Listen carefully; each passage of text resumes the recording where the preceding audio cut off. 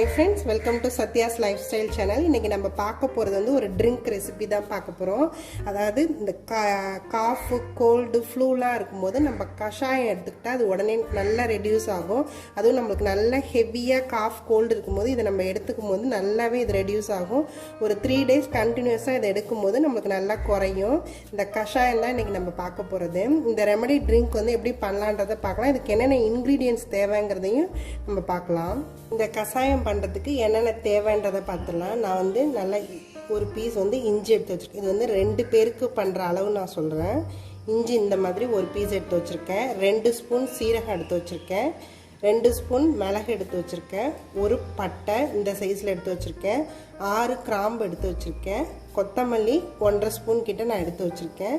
இது எல்லாத்தையுமே நம்ம வந்து நல்லா வந்து இடித்து எடுத்துக்க போகிறோம். இதில் வந்து நான் இடித்து தான் எடுத்துக்க போகிறேன். இதை நான் மிக்சிலேயோ இதுலையோ அரைக்க போகிறதில்ல. ஃபஸ்ட்டு இஞ்சி நம்ம இடித்து எடுத்துக்கலாம். நல்லா பட்டையை போட்டுக்கலாம்.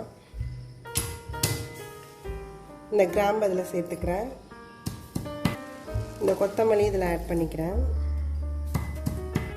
இந்த மிளகு, சீரகம் ரெண்டுத்தையுமே போட்டு நான் இடிச்சுக்கிறேன். இதில் இது நல்லா நம்ம இடிச்சாச்சு. இந்த மாதிரி குறைன்னு இடித்து எடுத்தாச்சு. நான் வந்து இந்த கஷாயம் பண்ணுறதுக்கு ஒரு 2 பேருக்கு வந்து நான் ஒரு 6 டம்ளர் வந்து தண்ணி எடுத்துக்கிறேன். இது நல்லா ஹீட் ஆகட்டும். தண்ணி நல்லா ஹீட் ஆகிடுச்சு. நம்ம வந்து இப்போ இந்த இடித்து வச்ச எல்லாத்தையும் அதில் போட்டுக்கலாம்.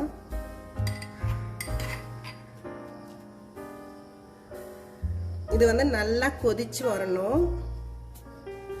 இது நல்லா பாயில் ஆக ஆரம்பிச்சிருச்சு. இது வந்து ஒரு 2-3 மினிட்ஸ் நல்லா இதே மாதிரி பாயில் ஆகட்டும். இது நல்லா ஒரு 2-3 மினிட்ஸ் பாயில் ஆகிடுச்சு. இப்போ வந்து நான் வந்து ஓமவல்லி இலையை வந்து இதில் சேர்த்துக்க போகிறேன். நான் வந்து கழுவி இந்த மாதிரி எடுத்து வச்சுருக்கேன். இந்த இலையை வந்து இதில் சேர்த்துக்கிறேன்.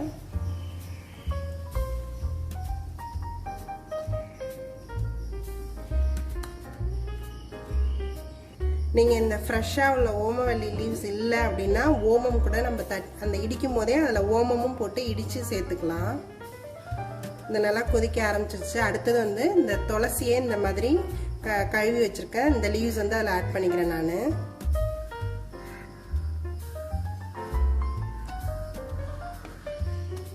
நான் வந்து ஒரு கைப்பிடி எல்லாத்துக்கும் போடுறேன். 2 இது போடுறேன். 2 பேருக்குங்கனால 2 கைப்பிடி போட்டுக்கிறேன். வெத்தலை வந்து இந்த மாதிரி கழுவி எடுத்து வச்சுக்கிறேன். அதையும் அதில் ஆட் பண்ண போகிறேன். வெத்தலையை மட்டும் நான் வந்து பிச்சு சேர்த்துக்கிறேன். இந்த மாதிரி கட் பண்ணி போட்டுக்கிறேன். நான் வந்து ஒருத்தருக்கு ஒரு 3 வெத்தலைன்னு கணக்கு வச்சு எடுத்துருக்கேன்.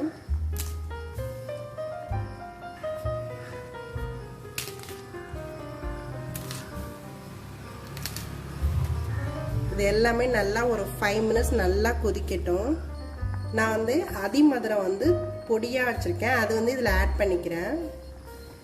நான் வந்து பவுடராக இருக்கிறனால இப்படி ஆட் பண்ணிக்கிறேன். உங்களுக்கு வந்து அதிமதுரம் வந்து ஃப்ரெஷ்ஷாக அந்த இதுவாகவே கிடச்சிச்சின்னா அதை வந்து நல்லா இடிச்சிட்டு இதில் போடுங்க. இது நல்லா பாயில் ஆகிட்டுருக்கு. நான் வந்து இப்போ பனங்கள் கண்டு வந்து 2 ஸ்பூன் ஆட் பண்ணிக்கிறேன்.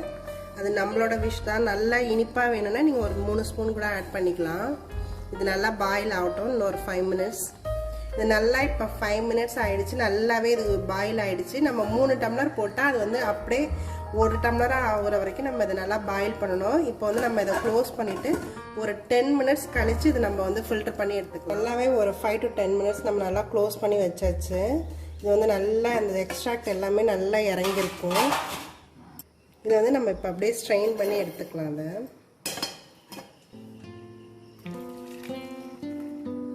இந்த கஷாயம் வந்து ரெடி ஆயிடுச்சு. இது வந்து நம்ம காஃப், கோல்டு, ஃப்ளூ இருக்கும்போது இதை எடுத்துக்கலாம். காஃப், கோல்டு நல்ல ரொம்ப ஹெவியாக இருக்குங்கும் போது நம்ம ஒரு 3 days வந்து இந்த கண்டினியூஸாக எடுத்துக்கும் போது இது நல்லாவே ரெடியூஸ் ஆகும். இதை நீங்களும் ட்ரை பண்ணி பாருங்கள். என்னோடய வீடியோஸ் எல்லாத்தையும் பாருங்கள். மறக்காமல் எங்கள் சேனலை சப்ஸ்கிரைப் பண்ணுங்கள். தேங்க்யூ.